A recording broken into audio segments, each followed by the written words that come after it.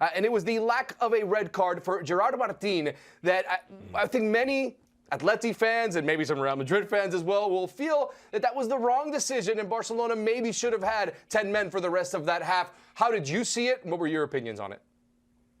Yeah, so if anyone hasn't seen what happened, he was given a straight red because you can see in the image on the screen now, that image, he catches Almada with his studs on the ankle, and from that image, it looks like a fair enough red card. What precedes that is Gerard Martin playing the ball, gets a little bit on the ball, plays the ball, and then follows through, and that's what saves him. I thought this was going to be upheld. Now, I don't necessarily think it is a straight red card. I think if a yellow card had been shown, it would have been okay, but I don't think that VAR needed to get involved and there to be a lengthy review. That's the problem I have.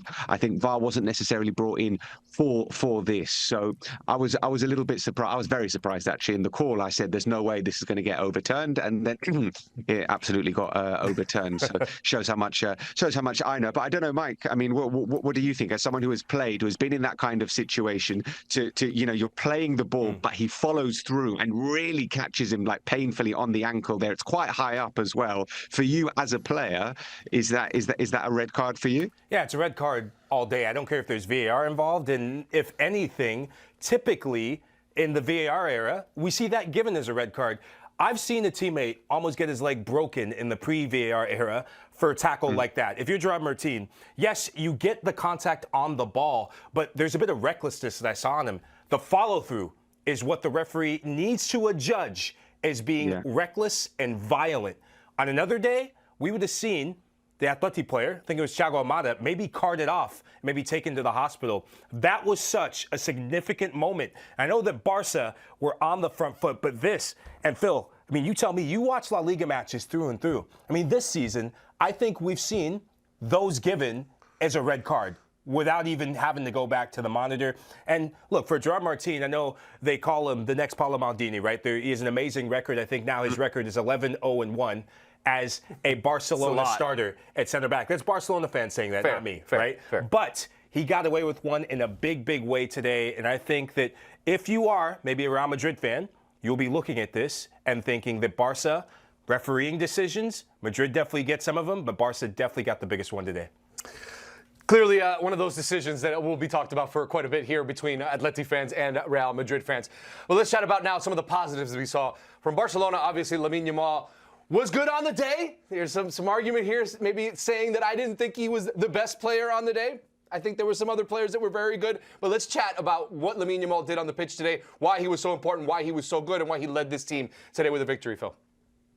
I thought it was absolutely ridiculous today, Lamine Yamal. An incredible performance from him. Like the first 20, 25 minutes from Lamine Yamal, just genius, like genuine genius. Everything he did, it was brilliant, it was skillful, it was eye-catching, it was beautiful, but it was also effective as well. Like, he's not doing it to show off. He's doing it because it's efficient. It's the best way to do what he needs to get done, is doing this incredible skills and flicks and tricks and spins. And he was just unplayable the first 20, 25 minutes. And then in the second half, it was maybe less effective, but I thought, the commitment shown by him, he was like, give me the ball, let me try and do this, let me try and get this done. He didn't even celebrate the goal, and he actually left the pitch like really quite frustrated. So that just shows the demands that he puts on himself. I think he wanted to score. He wanted to have a direct involvement in the winning goal, which he didn't. But he was brilliant. I thought he was sensational today and just continues to develop as a player. You look at the metrics. He leads La Liga in so many metrics in terms of successful dribbles. He is miles away. He's like 50 successful dribbles ahead of Vinicius, who is second. Most passes in the attacking third, most assists. And he's the third highest goal scorer in La Liga now as well. He didn't score tonight, but he's the third highest goal scorer in La Liga. We're going to see him be Barcelona's top goal scorer, I think, maybe this season. He is currently, maybe, definitely in seasons to come. And I thought tonight he was really, really good. Musso got MVP of the game, by the way, which I thought was strange, because I thought he was at fault for both of the Atletico Madrid, but both of the Barcelona goals. The first one goes through his legs, and the second one he can't catch, and it falls to Lewandowski. So I thought it was was strange. I thought Lamine was clearly the MVP of the game today. And I hope that you agree with me, Mike, because you're a sensible footballing guy who can see the quality of Lamine. I just want to clear this up. I just want to clear this up. Yep. It's a fantastic player. I love watching him play football. It's clear that his impact on every single Barcelona game, it goes without saying. But I have a hard time saying that he was the best player on the pitch when he had zero shots on target. He had zero shots on target and 0 goal contributions. He carried the game. Yes, he was one of the best players on the pitch, but I'm sorry. It's difficult for me to say he was the best player and was the player of the match when you have 0 shots on target. You took 7 shots and you put 0 on target. It's tough. It's tough for me. Yeah, I'm going to have a drink of water right now because what I'm about to say. You can go ahead. About Lamine Yamal. Phil, I agree with you, right? Football is more than just stats. And yes, right, we live in a stats-driven era, but if you truly have eyes to see, if you truly watch this game, right, with no Rafinha, my biggest question mark, and we're going to touch on Marcus Rashford very shortly, my biggest question mark is what Lamine Yamal were we going to see today? Let's not forget, coming into this, he had some emotional things to deal with, right?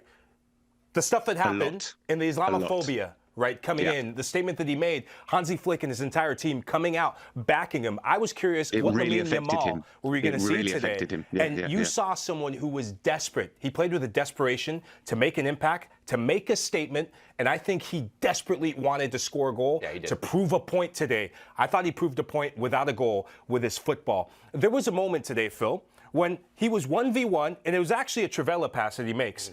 1v1 with Nico Gonzalez. He gets the ball, nutmegs him, turns the other way, outside the boot pass to Fermin Lopez. And if Fermin Lopez would have passed it to Marcus Rashford, it would have been the goal of the season for me in La Liga. Good. It's so good. And it doesn't go down as any statistic. But it's not an assist, it's not anything, but it's one of the best pieces of football you will see all year from Lamine Yamal. So take that, Stefano, and all the statistics.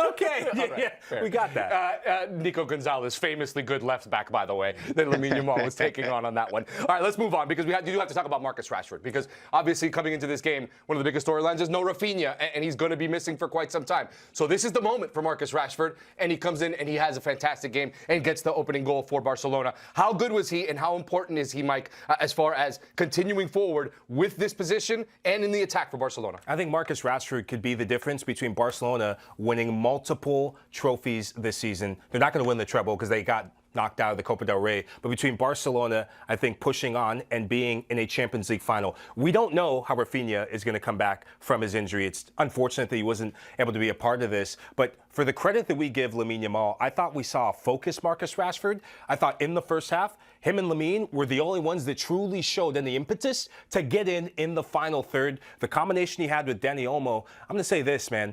If you're Barcelona, and if you're looking at how much he costs, I think he's listed at maybe 30 million euros, maybe 35 in terms of signing him to a permanent deal. Over the next month and a half, I think we're going to see a Marcus Rashford that is a difference maker for Barcelona to maybe even get their hands on the Champions League title. And we're seeing a player who, if I'm Thomas Tuchel, and if he delivers what we saw today of being a difference maker, being clinical in the final third, you now have to look at him as a starter for England. But he still has a long way to go to be consistent and prove a lot of the doubters, maybe not in Catalonia, but around the rest of the world wrong. Yeah, June 15th is that deadline for Marcus Rashford to see whether he will be staying there at Barcelona. All right, let's. Phil, you have something on Rashford here? I was just going to say, speaking about the expectations in Catalonia, there was like loads of pressure on Marcus Rashford all week. The narrative has been, this is the time, this is the moment, this is Rashford's moment, his time to shine. He needs to step up. In the papers, on the radio, stuff that I was hearing from people, they were like, this is Rashford's moment now. And I think Hansi Flick in the pre-match press conference, he was asked about that, and he tried to reduce the pressure a little bit. He's like, yeah, well, Rashford can play on the left. I might use Gavi there. You could use Dani Olmo there. Other people can play there. It's not necessarily all about Rashford, but it was all about Rashford, and we knew that he was going to play on the left there. And he put in a really strong performance today. His numbers are good, Marcus Rashford, this season. Brilliant. Double figures for goals and assists. But we haven't necessarily seen big performances in really big games consistently. And I thought he was really, really good tonight. Yeah, they're going to need him